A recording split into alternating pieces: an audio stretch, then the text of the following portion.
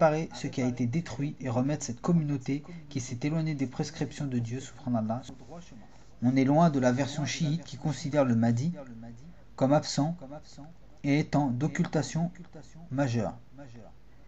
Il est appelé d'après les chiites Mohamed al-Hassan al-Askari, un des fils de Al-Hussein ibn Khali, qu'Allah l'agrée. Ils prétendent qu'il est dans une galerie souterraine depuis plus de 1000 ans. Ils attendent son retour alors que toute existence a une fin.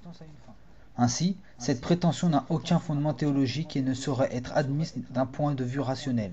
Le cas du Mahdi, chiite, n'est relaté dans aucun texte sacré. Le cas de Jésus, Issa, est clairement indiqué dans le Coran et la Sunna.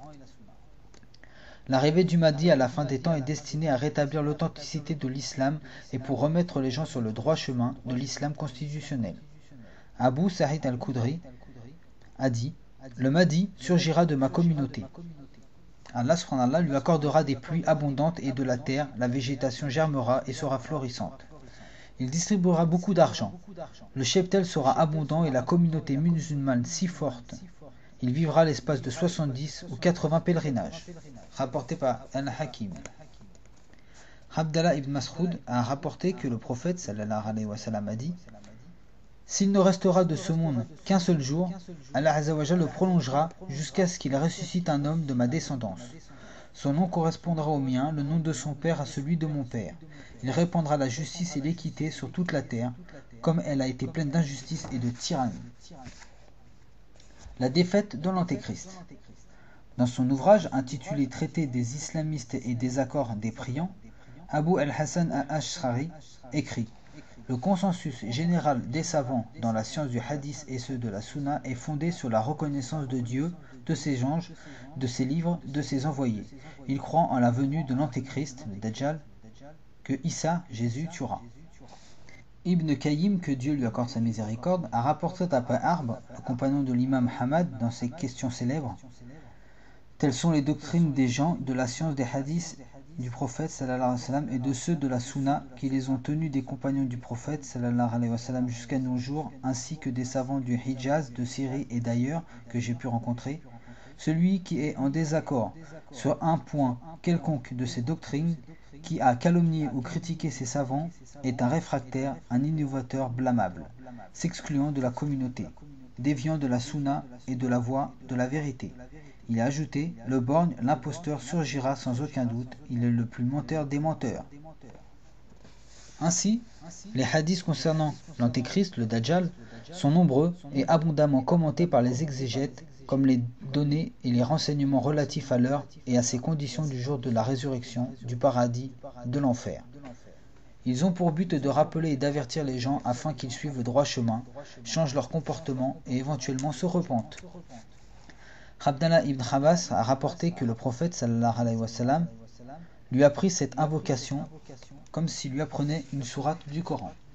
Seigneur, garde-moi des tourments du feu et protège-moi des supplices de la tombe et préserve-moi de la discorde provoquée par le Dajjal et sauvegarde-moi des supplices de la vie et de la mort.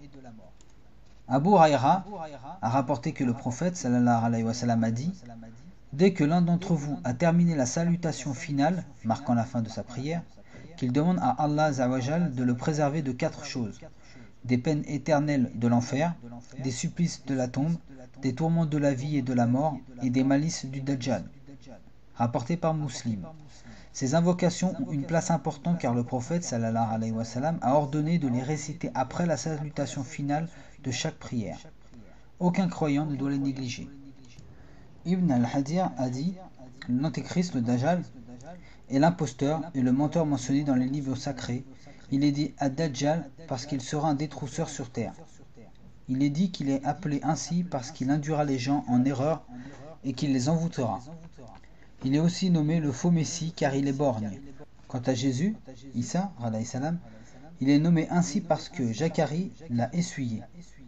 Il est dit qu'il est appelé ainsi parce qu'il traversera toute la terre, et que partout où il ira, il passera sa main sur l'handicapé qu'il le guérira. Les attributs de l'imposteur ont été définis par l'envoyé de Dieu, sallallahu alayhi wa sallam, la ilaha illallah, dans un hadith. Anas a rapporté que l'envoyé de Dieu, la ilaha illallah, sallallahu alayhi wa sallam, a dit Tout prophète et tout envoyé de Dieu a mis en garde sa communauté du borgne imposteur. Voyez, il est borgne, mais votre maître, puissant et grand, ne l'est pas. Il est écrit entre ses yeux, au Dajjal, imposteur. Cet homme sera une source de conflit entre les hommes, car il accomplira plusieurs choses prédéterminées. Le Dajjal ressuscitera des morts, fera pleuvoir, mais ceci avec la permission d'Allah. Il réalisera d'autres actes qui paraîtront extraordinaires, éblouiront les esprits et déstabiliseront ceux qui ont le cœur malade. Ces derniers le suivront et seront parmi ses ouailles. C'est pour ne pas être parmi eux qu'après la salutation finale de chaque prière, nous prions Dieu de nous épargner de tomber dans la discorde qu'il provoquera. Mais avec l'apparition de Issa, Jésus, alayhi salam, fils de Marie, Dieu lui ôtera tout pouvoir. Jésus, Issa, alayhi salam, le tuera et Dieu raffermira les croyants. Après avoir été cité de nombreux hadiths rapportés par Muslim au sujet de l'antéchrist le Dajjal, ces hadiths mentionnés par Muslim et par d'autres concernant le Dajjal sont une preuve en faveur des gens qui défendent la vérité. Son existence est une réalité, c'est un être réel que Dieu, subhanallah, enverra pour éprouver ses serviteurs. Dieu, subhanallah, a rendu le Dajjal capable de réaliser des actes qui relèvent de la permission de Dieu le Très-Haut, comme ressusciter les morts, qu'il tuera, faire apparaître les trésors de la terre qui le serviront, ordonner au ciel qu'il pleuve et à la terre de se couvrir de végétation. Tout cela s'accomplira, mais avec la permission de Dieu. Après tout cela, Allah lui ôtera tout pouvoir. Il sera tué par Jésus, Issa, alayhi salam. Dieu réaffirmera ceux qui ont cru en lui.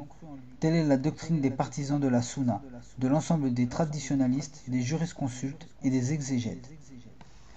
L'apparition de Jésus, alayhi salam, Issa, fils de Marie. Les musulmans du monde entier savent que Issa, Jésus, alayhi salam, fils de Marie, est un messager et un serviteur de Dieu, subhanallah. Sa naissance et son ascension sont des signes divins destinés aux serviteurs de Dieu. Il y a ceux qui se sont raffermis dans leur foi et qui ont reconnu la vérité. Il y a aussi ceux qui se sont écartés et qui ont leur âme. Le Saint-Coran révélé à Mohammed sallallahu alayhi wa sallam nous a enseigné que les Juifs n'ont pas tué l'envoyé de Dieu, subhanallah, sallallahu alayhi wa sallam, Issa, Jésus, fils de Marie. Même s'ils ont prétendu l'avoir fait et que les chrétiens les ont crus, la vérité est qu'ils ne l'ont jamais tué. Dieu dit, et parce qu'ils ont dit, nous avons tué le Messie, Jésus, Issa, alayhi salam, fils de Marie, le messager d'Allah, subhanallah. Non, ils ne l'ont pas tué, ni ne l'ont crucifié, mais ils furent abusés par la ressemblance. Ceux qui sont en désaccord à son sujet restent dans l'incertitude. Ils n'ont pas une connaissance certaine, ils n'ont suivi que conjecture. En toute certitude, ils ne l'ont pas tué, mais Allah subhanallah l'a élevé vers lui. Allah subhanallah est puissant et sage. Sourate 4, versets 157 et 158. Dieu subhanallah dit encore. Allah dit.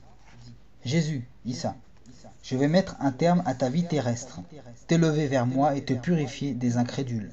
Je vais placer ceux qui t'ont suivi au-dessus des mécréants, et cela jusqu'au jour de la résurrection. Après quoi, vers moi est votre retour, et je jugerai entre vous et trancherai votre différend. Sourate 3, verset 55.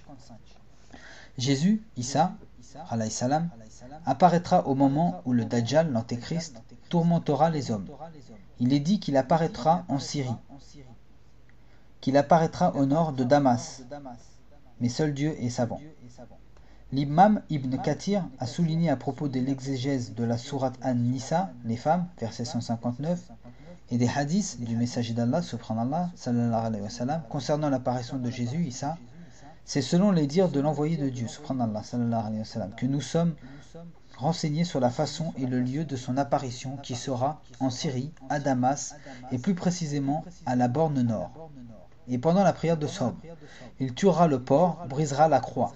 Il n'acceptera que l'islam pour religion, et alors les doutes des chrétiens se dissiperont et ils embrasseront l'islam, suivant en exemple Issa, Jésus, alayhi salam.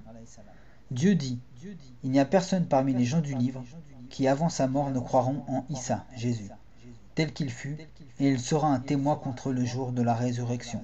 Sourate 4, verset 159. Il est dit que tout homme verra la vérité dévoilée sur son lit de mort. et pas un seul être humain ne mourra sans avoir reconnu auparavant le vrai du faux. C'est ainsi que les gens du livre sauront toute la vérité sur Jésus, Issa, alayhi salam.